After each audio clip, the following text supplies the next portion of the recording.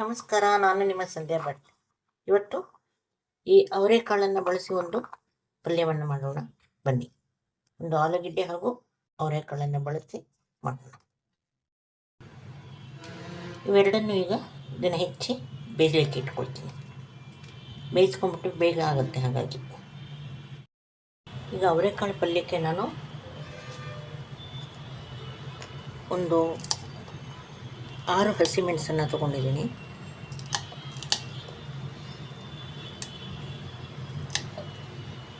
ಸ್ವಲ್ಪ ಕೊತ್ತಂಬರಿ ಸೊಪ್ಪು, ಹಾಗೆ ಇಲ್ಲಿ ಒಂದು ಅರ್ಧ ಬಟ್ಟಲಿನಷ್ಟು ಕಾಯಿ ತುರಿ ತಗೊಂಡಿದ್ದೀನಿ.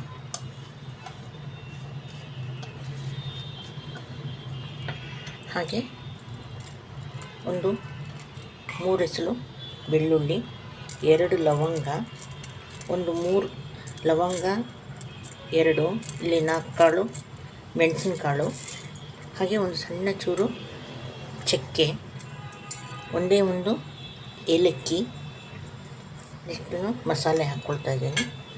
ಇನ್ನು ಈ ಅರ್ಧ ಟೊಮೊಟೊ ಅರ್ಧ ಈರುಳ್ಳಿಯನ್ನು ಇದಕ್ಕೆ ಸೇರಿಸ್ಕೊತೀನಿ.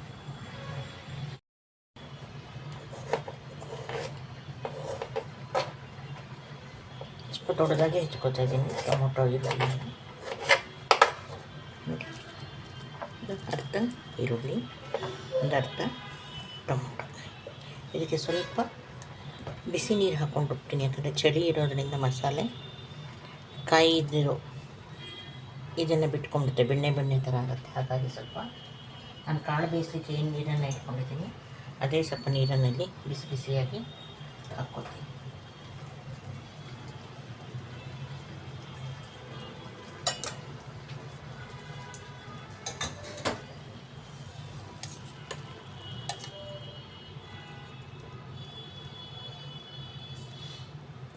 ಸಾದಾ ಬಿಸಿನೀರನ್ನು ಬೇಕಾದ್ರೆ ಹಾಕ್ಕೊಂಡು ರುಬ್ಬೋದು, ಚಳಿ ಇದ್ದರೆ ಮಾತ್ರ. ಹಸಿ ಕಾಳಿಗೆ ಹಸಿ ಮಸಾಲೆ ಅಂತ ಇಲ್ಲಿ ಒಂದು 1.5 ಚಮಚದಷ್ಟು ಕೊತ್ತಂಬರಿ ಬೀಜವನ್ನು ಹಾಕ್ಕೊಳ್ತಾ ಇದ್ದೀನಿ. ಒಂದು 1/4 ಚಮಚದಷ್ಟು ಜೀರಿಗೆಯನ್ನು ಸೇರಿಸ್ಕೊತಾ ಇದ್ದೀನಿ. ಒಂದು ಚಿಟಿಕೆಯಷ್ಟು ಅರಿಶಿನವನ್ನು ಹಾಕ್ಕೊಳ್ಳೋಣ.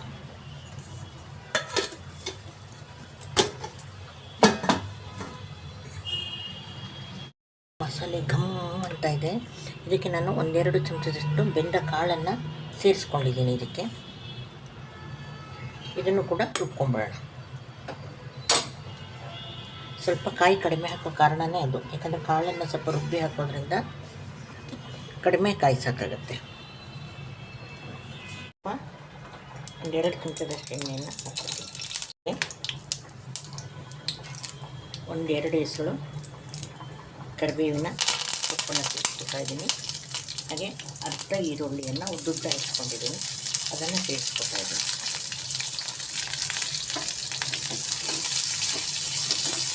ಸ್ವಲ್ಪ ಬಣ್ಣ ಬದಲಾದ್ಮೇಲೆ ಟೊಮೊಟೊವನ್ನು ಸೇರಿಸ್ಕೊಳ್ಳೋಣ.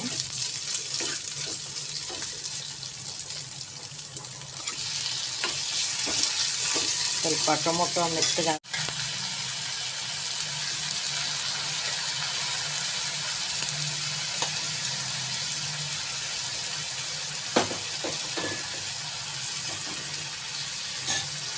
ಇದನ್ನು ಎಣ್ಣೆಯಲ್ಲಿ 1 ನಿಮಿಷ ಬಾಡಿಸ್ಕೊಳ್ತೀನಿ.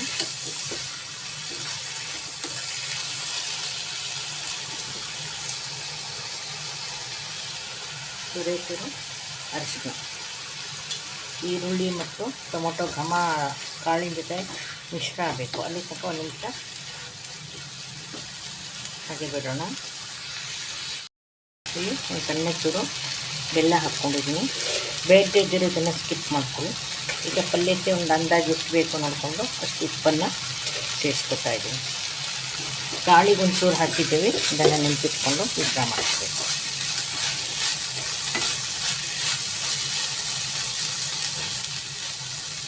ಈಗ ಇದಕ್ಕೆ ಮಸಾಲೆ ರುಬ್ಬಿದ್ದನ್ನು ಸೇರಿಸ್ಕೊಂಬಿಡೋಣ.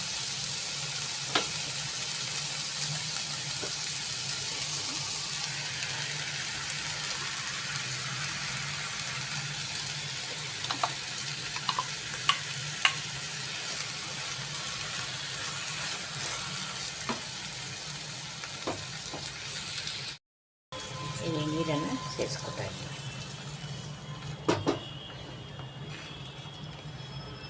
ಇದು ಕುದ್ದ ಮೇಲೆ ಮತ್ತೊಂದು ಚೂರು ಗಟ್ಟಿಯಾಗುತ್ತೆ.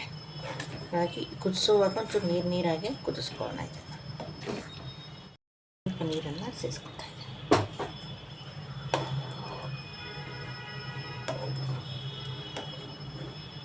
ಇದನ್ನು ಒಂದು 5 ನಿಮಿಷ ಕುದಿಸ್ಕೊಂಬಿಡೋಣ.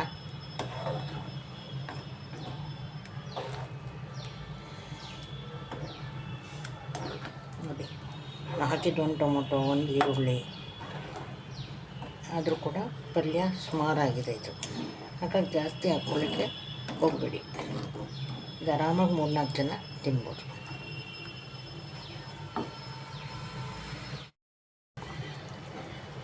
ಸಾರು ಇಷ್ಟು ಕುದ್ದಿದೆ. ಈಗ ಸಾಕಿದೆ ಕುದ್ದಿದ್ದನ್ನು. ಇಲ್ಲೆಲ್ಲ ಎಣ್ಣೆ ಬಂದಿದೆ. ಇಷ್ಟಾಗ್ಬಿಟ್ರೆ ನಮ್ಮ ಪಲ್ಯ ರೆಡಿ.